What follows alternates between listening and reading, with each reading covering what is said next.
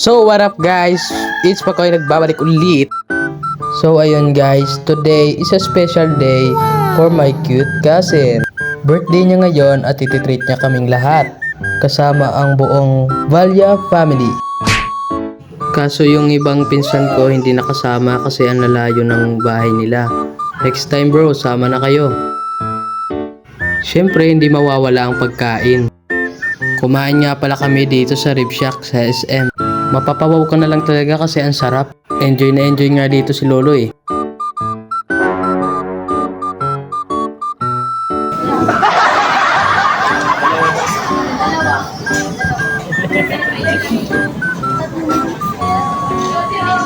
A few moments later. Surprise namin ito. So ayun na nga guys, walang kaalam-alam itong pinsang ko na merong pa-surprise ang kanyang mami. At dito binidyohan ko na para makaabang na ako. At ayan na nga sila.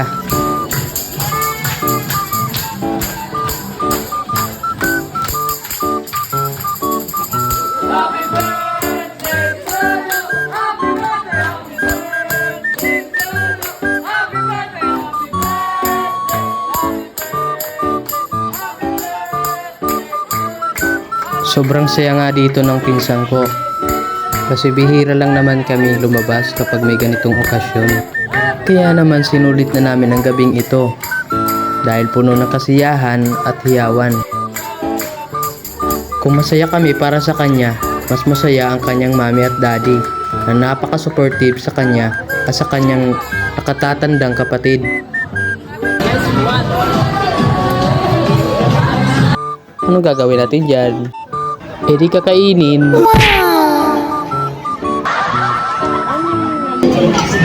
Sarap guys!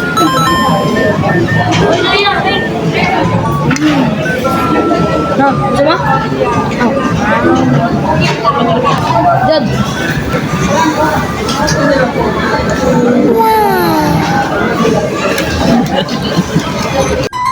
At sa punto naman nga nito ay napagtripan ko pa ang isa ko pang pinsan.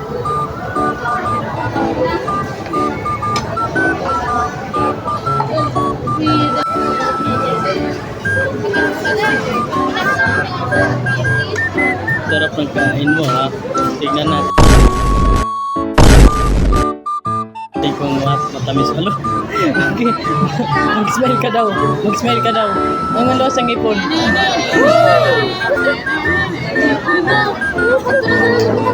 Ubusan na, ubusan. At pagkatapos nga naman pala namin kumain guys, ay pumunta na kami sa Tom's World para makapaglaro naman itong mga pinsang ko. Dahil bihira lang naman sila makapag-arcade. Si Jude nga pala muna ang humawak ng camera ko dito. Kasi gusto niya rin daw maranasan kung anong feeling na maging vlogger.